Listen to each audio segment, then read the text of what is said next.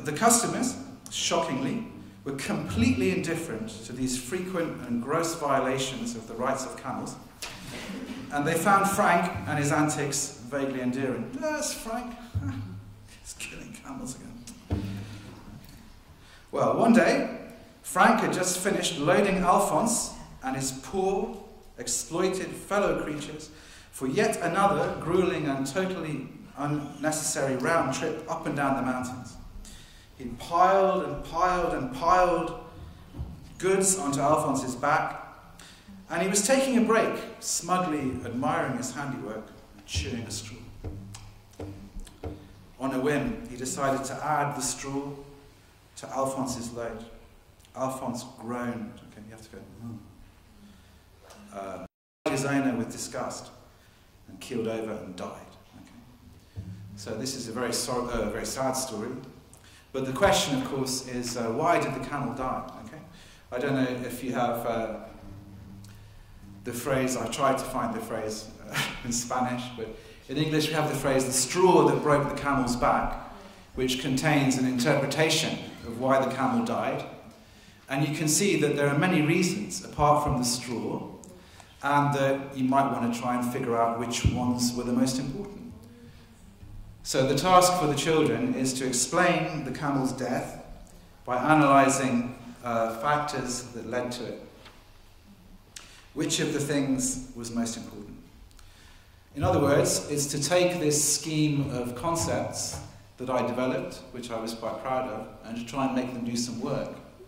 Until there was the stupid story, the children didn't know what I was getting at. Okay? Once we have a story which is easy to understand, you can get them thinking about quite complex concepts.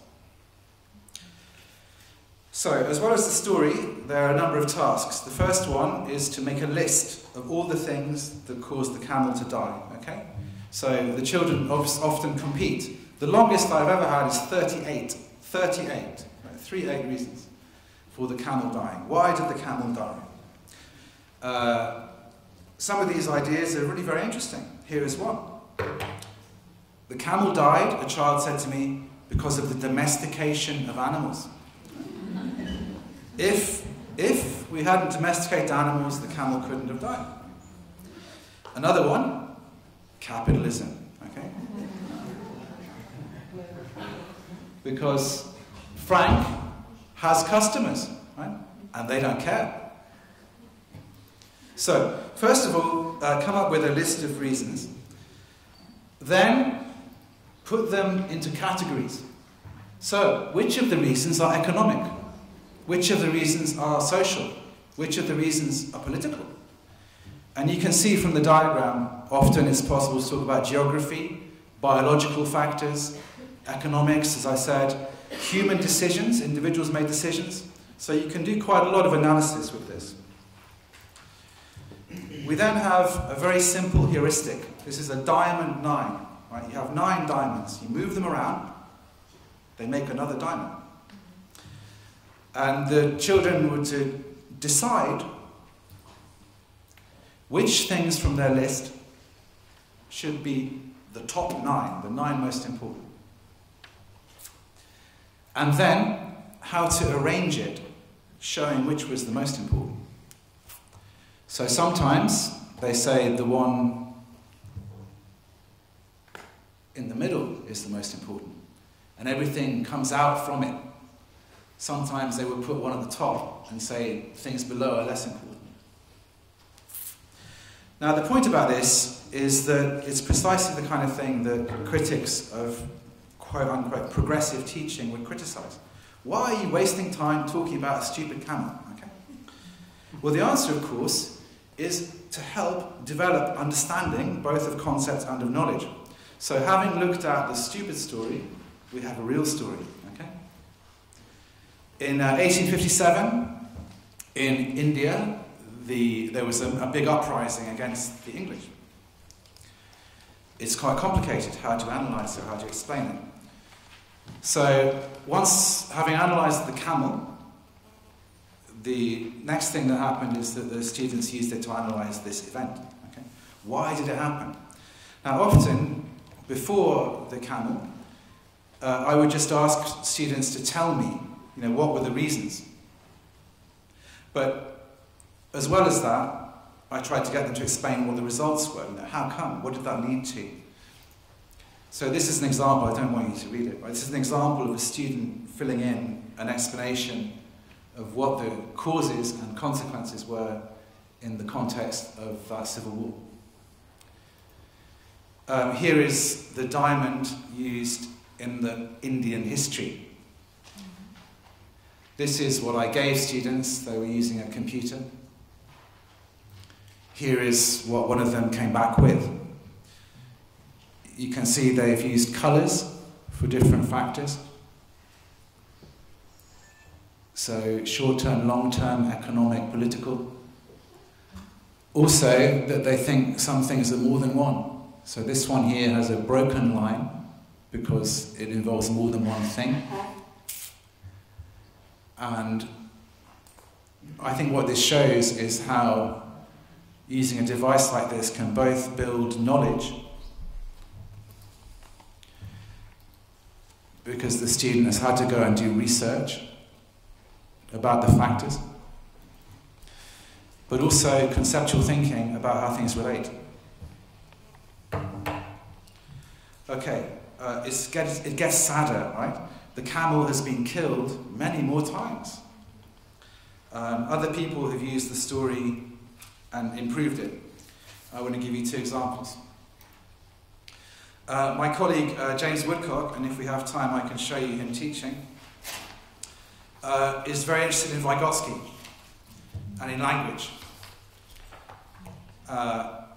If you want children to understand, you have to give them the tools, the words, he says. So, if the only words students can use to describe causation are cause or reason, they can't be precise enough. You need particular words to talk about the economy that would not be right when you're talking about people, for example. So, what James Woodcock does is give children words, and they have a mat of words. Here it is. This is on a desk. You have these words.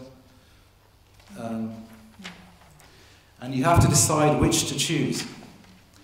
They're all quite subtle differences. So, contribute. Did the straw contribute to the death of the camel? Or did it trigger it? Which is the better word? Was it a spark? Was it the foundation for the death? Or was that the mountains? By the way, a Dutch colleague used the story with children in Holland and said, the camel could never die here. We haven't got any mountains. But the point is, children, are not going to get very far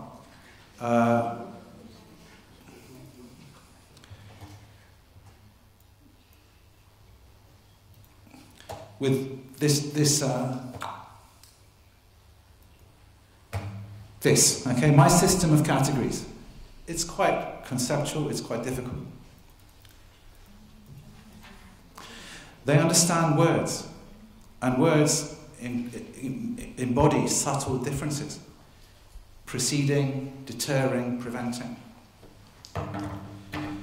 This is another example that takes the camel, but uses it in a much better way to learn history. This is a teacher called Buxton who works in Cambridge. Now, you can see that this is year 7, so the students are 11, right? They're learning the French Revolution, okay? So, the teacher doesn't tell them the French Revolution, it's an inquiry, okay? They have to investigate. It's not what people who don't like progressive teaching say. It's not just go away and do what you like, right? There are questions, there is structure. The point is, though, they find out. So, the first question is, why was Britain more successful than France in the 18th century? The children are pursuing a question. And as well as getting them to look at various aspects of this question, you can see they've taken the diamond 9 here for the conceptual analysis. In the second question, why was there a revolution in France? You can see also that, let's say, the first lesson here, so they're looking, why was there a revolution? They're looking at the problems that Louis XVI had in 1789. And they end up writing an essay, doing a piece of writing, causal analysis. But you can see that the camel, as I said, is going to be killed again. It's now French. And what the teacher has done is asked the children to use it as a metaphor. Something is wrong in France. Okay, what's the disease? So, does Louis, the camel, have tinnitus, ringing in the ears? Okay. Or, does he have cancer? Or, dandruff, which is the flaky scalp. So, the point is that an idea that might look lacking in rigor, it's not sit down and learn the information, right? This metaphor is used to help the children think about what they know. It's used to help them interpret information and to structure it in a way that will help them understand. And again, like the woodcock example, when they write their essay, they have to choose words to describe how the different reasons for the camel's death, in this case the King of France is the camel, what exactly did those things do? Did the taxation issues or the calling of the Estates General spark the problem? What was the underlying problem? Did a particular thing make it worse or speed it up? Okay, so to go back to where I started, much of the discussion that we have in England, I'm sure it's the same here, it's the same in many places, about education and curriculum is dominated, I think, by false dichotomies, right? Knowledge versus skills. This stupid story about a camel is a way of acquiring knowledge, right? It's a tool for investigating the past. It's also, though, and much more importantly, a tool for organizing and thinking about what you're learning. People who talk about traditional curriculum, for example,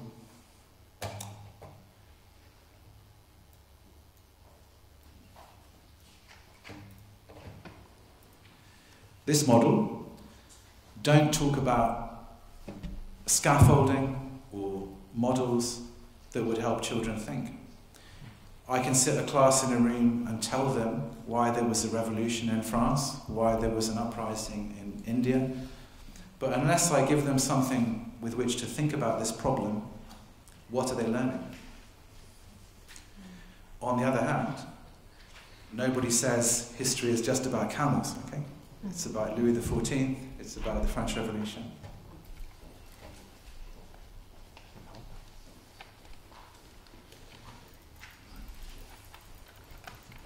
This is time passing quickly.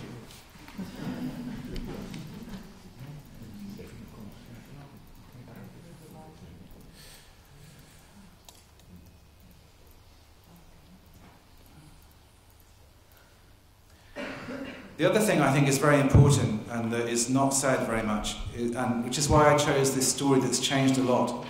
How do you improve education? How do you make things better for children? Okay? Is it by introducing laws? Is it by people making speeches? Well, I think, and there is a very important philosopher of pedagogy in England, Lawrence Stenhouse, he says this as well. The way you improve the curriculum is by letting teachers think, okay? Encouraging them to think. And you don't encourage them to think if you tell them what to do, okay? So my conclusion, I think, as well, and why I chose that story, is to make this point at the bottom, which is education is all about dialogue, knowledge is dialogic. If you want to improve education, you have to encourage dialogue. between teachers, but also you have to learn from the students. Go back to Buckaroo, right? I had a nice system to explain causes. It didn't make any sense until a child helped me. Okay? Thank you.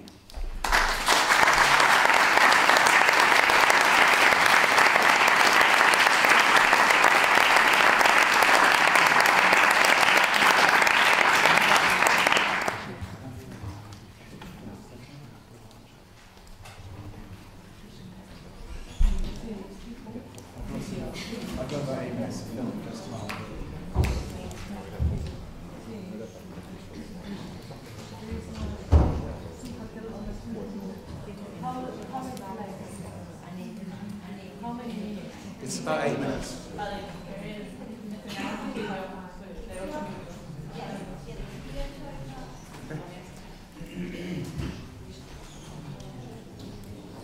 So,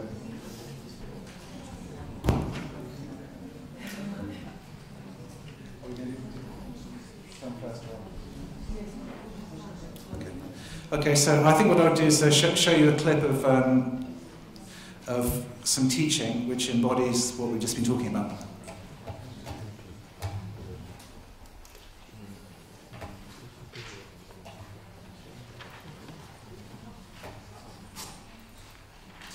For various reasons related to an unfortunate accident during his birth, the camel had severe back problems.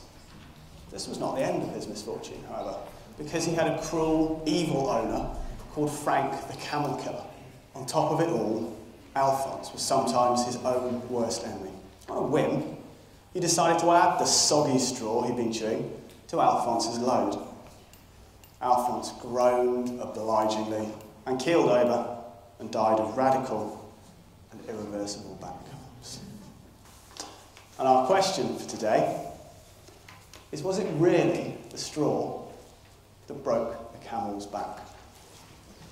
Jade, start us off. Well, I think that the customers are partly to blame, because if they said something, they would have, maybe he would have changed his ways of treating the camel.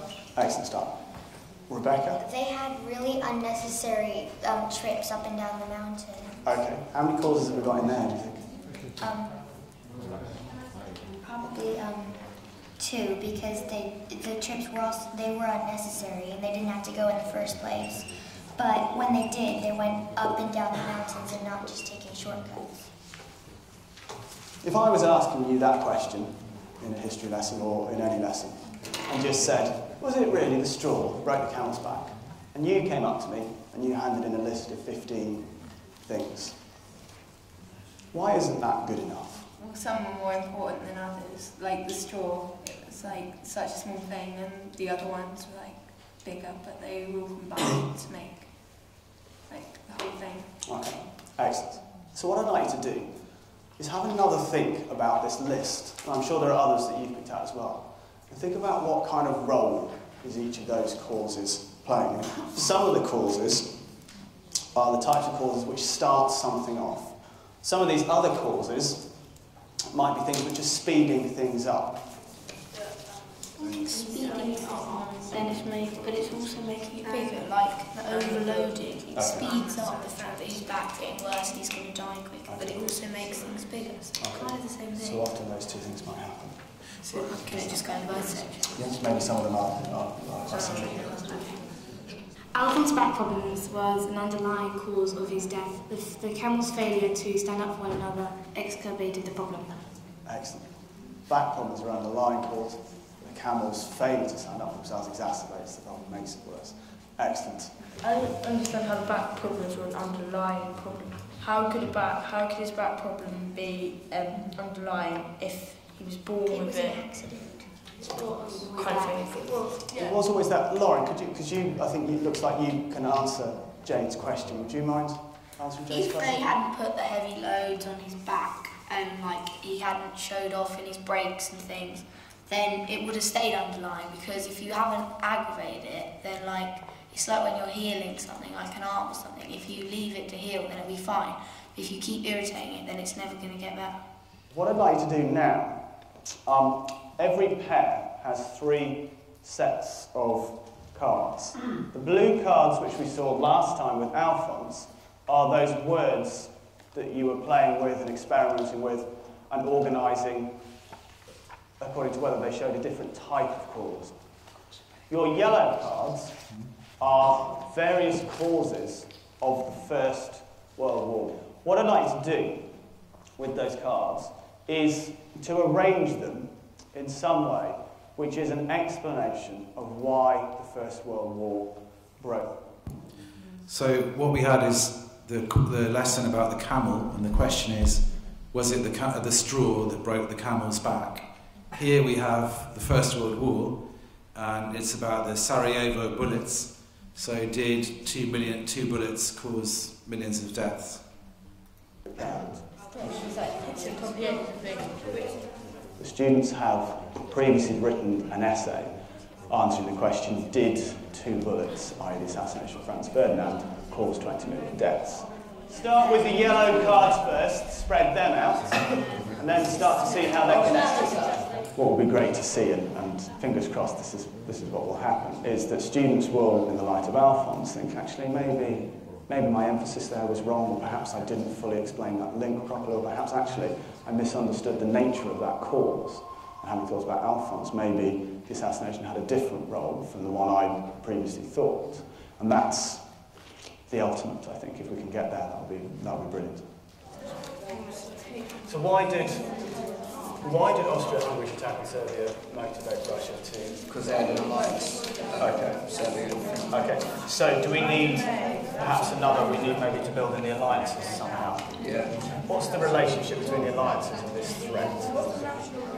If there weren't the alliances, then that wouldn't have happened. Okay, great. So we need the alliances for that to happen. Is there a word which could show that? Contributed. So the alliance system contributed to this threat. Okay, go on, talk us through what you think you got. Well, if the alliance system wasn't there, then they wouldn't have threatened Austria-Hungary. Okay. Maybe think about whether this line doesn't always work, does it? You might want to think, guys, about whether a line always works. Maybe you need branches or groups. Ryan and Gordon have found that a single line doesn't really work. It causes problems. Ryan and Gordon, would you mind perhaps picking out part of your diagram which you found, or your arrangements which you had difficulties with, a problem with, or you disagreed with, or you changed your mind?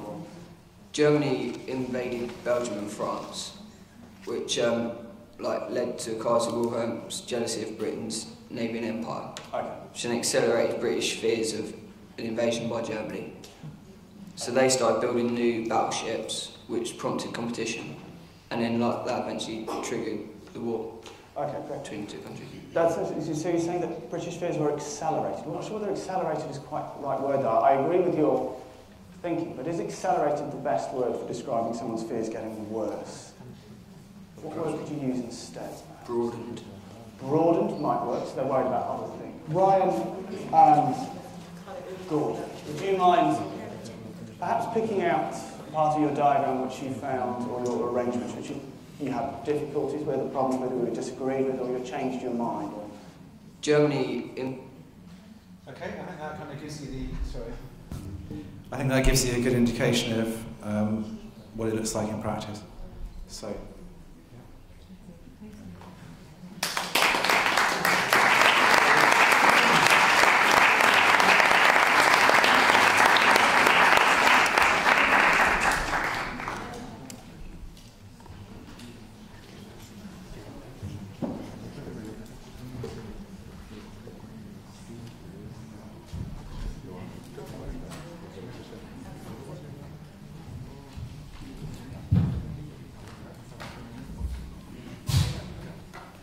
Thank you, Arthur. And now we can have how much time to do this conversation? 15 minutes? Sim. Portanto, vamos fazer um pequeno debate para quem quiser apresentar questões. Podem ser colocadas em português ou em espanhol, castelhano ou catalão. Temos aqui tradutores para todos os gostos. E então damos a palavra à audiência.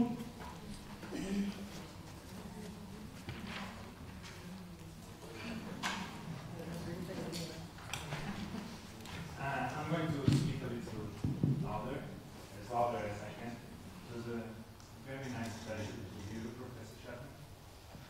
And I could not stop thinking when I was hearing you, if sometime you would consider using simulations, computer simulations, to learn history or to develop historical understanding. It's just a provocation, just for you to comment if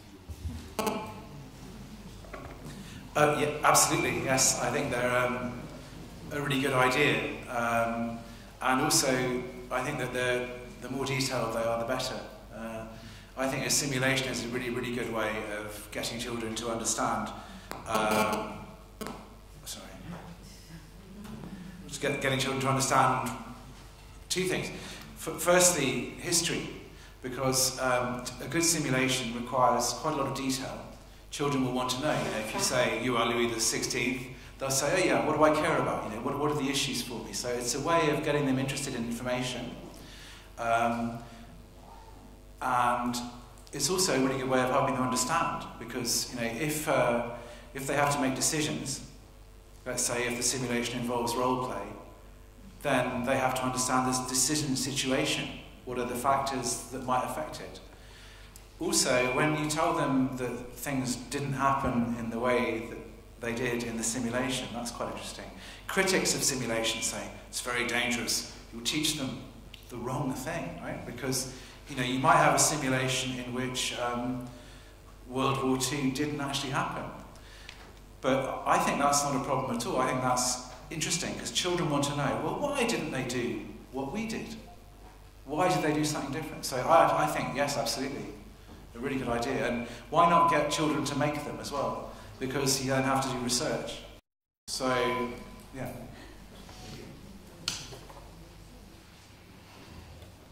Mais questões? I would like to thank you for your lecture. It was really interesting, and I think it was a bunch of didactic ideas on your model. I found very evocative. But I have a question. I was wondering if you have, well, the ages for the activity you saw is a secondary school, not teenagers. But I was wondering if you have thought about diversity, students with diversity, with difficulties on learning, or how do you think it could be adapted, or because they might find some of them a bit difficult to follow, no? So what do you think about that? Thank you. Okay, so I don't think that something like that story. How would you make that story accessible so that everyone understood it? I think in the same way that you make anything accessible, I think, just by looking at the language and making sure that it was clear. So the version that I read you is the version that I produced, which was for 17 and 18-year-old students. I know that people like my colleague James Woodcock and other people have simplified the language for different groups of students. I don't think that there would be issues around that story that would be particularly culturally sensitive, or that would raise issues of cultural comprehension, because it's set in an absurd world. It's not a real world. So there's no cultural capital that any one group would have. I think though, you'll notice that the students are working in groups. I think that's how I would try and do differentiation personally, so that you think about which students work with each other and that they can be mutually supportive. But I would think that something like that is inherently accessible, because there's lots of opportunities to model and work through the story. You do a card sort, you then do some writing, you listen to a story. So I think there are lots of things within that kind of pedagogy that ought to make it accessible. I hope.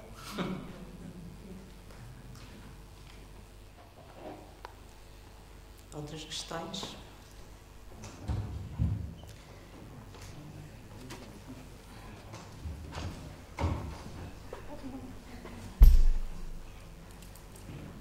Thank you also for your very exciting talk. I'm Lisa Cadillo from the University of Alcalá. Hola. So the thing is, you said that this dichotomies discussions are very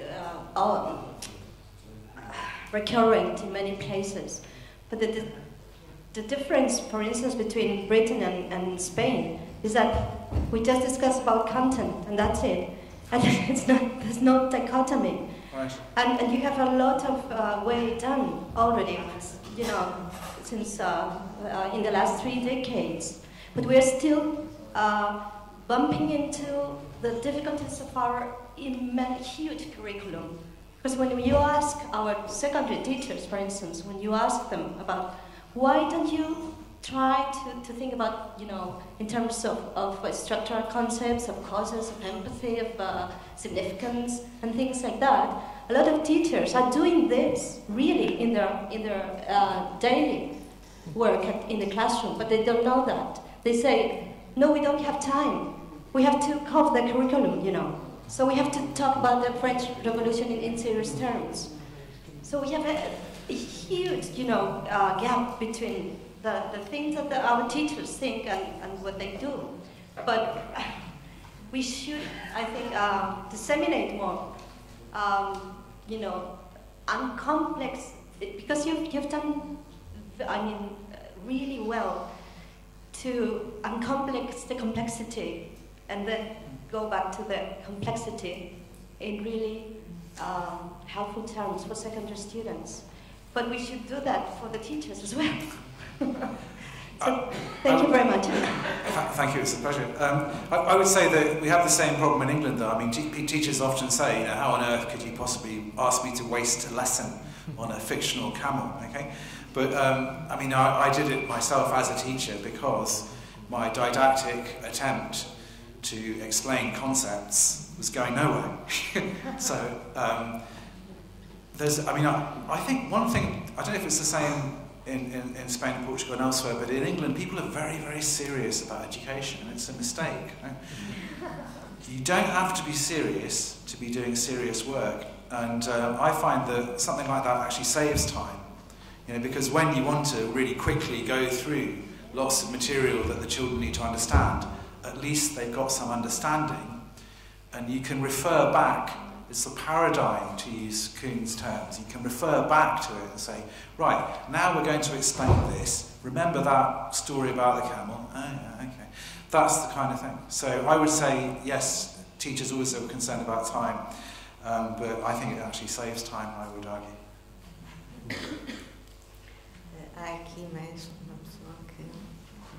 Congratulations for your presentation. I like it very much.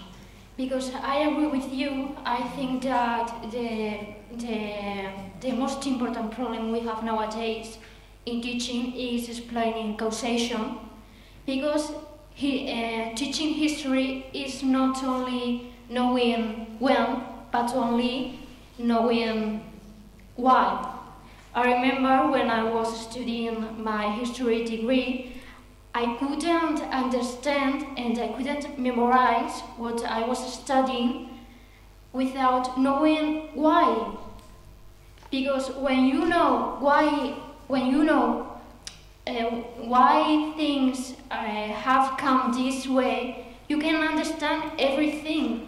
For example, if you know the causes for the Second World War, you can understand even the order, the dates, the chronology, and I think it's very important for children to understand this. And we have to teach it, and we have to teach it in a very good way. Thank you. I think that's very important. Thank you for your comments. I mean, we all know, don't we, that meaning helps memory, meaning helps recollection. Right? If we know what something is, then we can give a better account of it. So, giving your example, we know of causes. If I've got some understanding of what a process is, then I'm much better able to organise it in my mind and thus organise information in my mind. So meaning is very important, I think. And actually the problem in history quite often, particularly if we rush through a lot of it, is meaninglessness. Children say, what does this mean? Does it have anything to do with me? And so on. So yes, anything we can do to help make history meaningful is important, I think. Yes, I would like to ask you about the type of exams that students have to pass at the end of secondary education, compulsory secondary education, because I think unless you have to pass an exam similar to this kind of activities, it's impossible to I mean, what that's for and why I developed it, as I said, I was teaching 17 and 18-year-olds, and the task for them was to, they had an exam of an hour and 10 minutes in which to write 2 essays from memory.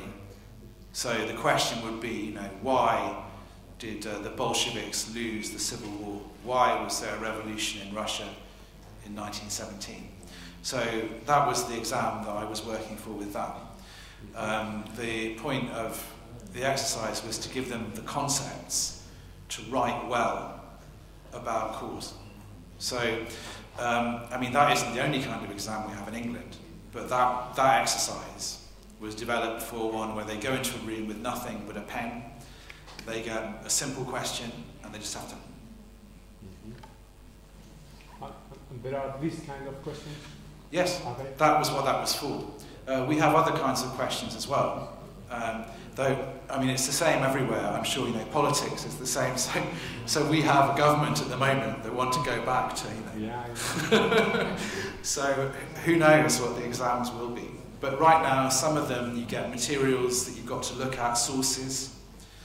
But other ones, and the one that this story was developed for, are just essays. So blank piece of paper, pen. You've got an hour and a half, whatever. Há só mais uma? Não mais? Eu posso falar só um pouquinho em português. É muito desafiante esta proposta, na medida em que, como diz a Liz Cercadilho, muitas vezes os professores, no seu terreno, na sua escola, também já se aproximam desta forma de trabalhar, por exemplo, a explicação, mas não só, a seleção da informação, a significância de determinados conteúdos, a diferença de perspectivas, mas de uma forma, ou antes, muito informalmente. De facto, nós precisamos de desenvolver a nossa própria formação de professores também neste sentido. Eu penso que é um desafio para todos nós e tentar influenciar os exames que têm de entrar também neste diapasão. De facto, trabalhando com alguma coerência a todos os níveis, que nós poderemos fugir um pouco daquela ideia de que devemos perguntar aos alunos quais as causas da Primeira Guerra Mundial e não permitir que os alunos façam um pouco o que fizeram aqui neste exemplo de aula, que eles selecionassem a importância relativa das causas, selecionassem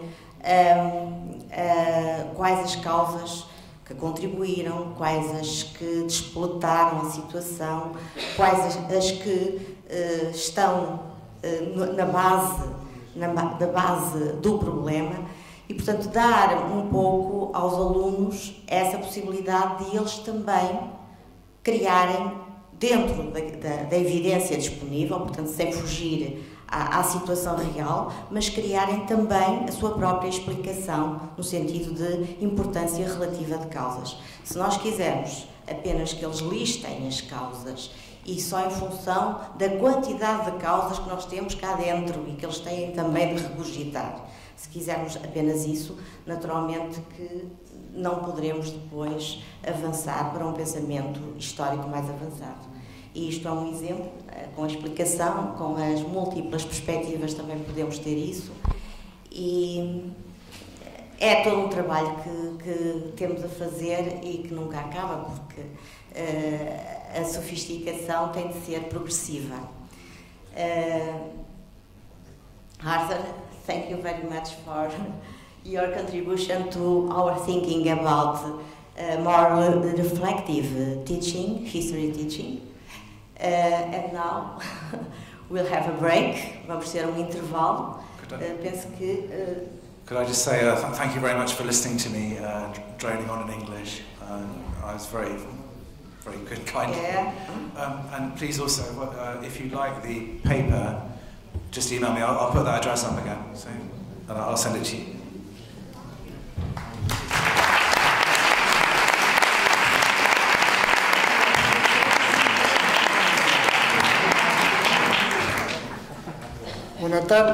Boa tarde a tudo. Comezamos unha mesa moito lusófona esta tarde, porque están todos os intervintes, son colegas de Portugal e do Brasil. En primeiro lugar, vai intervir o profesor Esteban Resende, que é un das persoas que coñezo, a persoa con máis competencia na historiografía. Aporta unha dimensão de moito interese, eu creo que a contribución na reflexión na didáctica de historia, no traballo de ensino de historia. É profesor na Universidade de Brasília, do Brasil. En segundo lugar, vai intervir, non vou facer presentacións moito formais, porque considero que o máis importante é dedicar o tempo a nosa debate. En segundo lugar, intervirá a profesora doutora a miña colega Gloria Solé, da Universidade de Minho, en Braga, en Portugal, que traballa en colaboración desde hai anos xa con a doutora Isabel Barca, que xa ten intervido en ese de estudos. E, en terceiro lugar, unha contribución dupla, conxunta de os profesores Luís Alves máis Gloria Ribeiro da Universidade da Universidade de Porto, da Facultade de Letras da Universidade do Porto tamén. Entón, toda esta xente, como é habitual, ou como ven sendo habitual entre nós, está traballando, está constituindo unha rede de traballo conxunto coa xente de Porto, coa Universidade de Braga, mas con algún outro centro máis de Portugal. Entón, sen máis preámbulo, nem máis presentación, doy a palabra ao profesor Esteban Resende, cando você queira.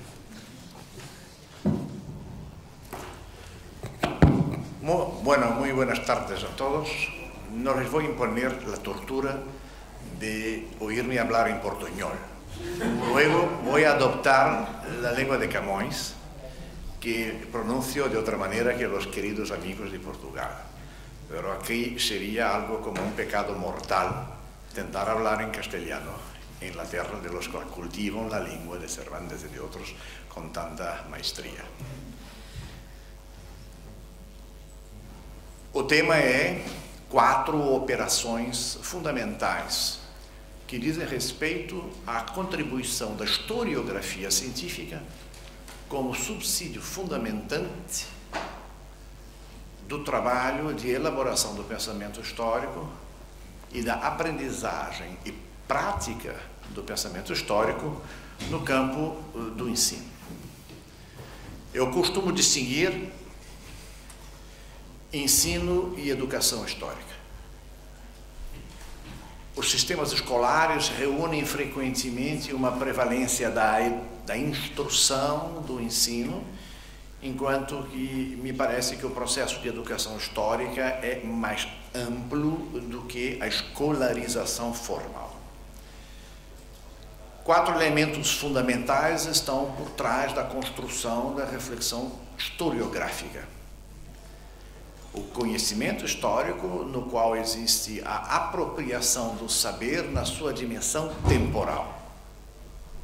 O pensamento histórico, em que a apropriação do saber na sua dimensão temporal coloca em perspectiva a experiência do presente ao conectá-la com a do passado e a projetá-la ao futuro.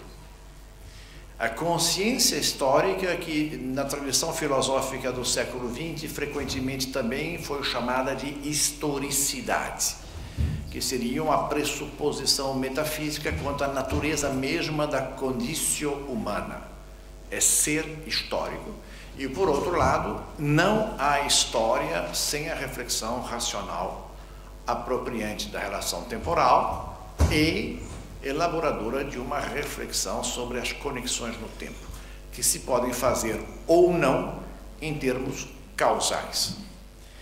E, enfim, a cultura histórica, que aparentemente está depositada numa quantidade imensa de subsídios, como aqueles que se conhecem como diretivas, normativas, programas, diretrizes e parâmetros. Esse desenho articula a maneira pela qual essas 4 formas de sustentar a elaboração reflexiva da história subjazem ao produto historiográfico. O produto historiográfico, nós veremos, é uma parte.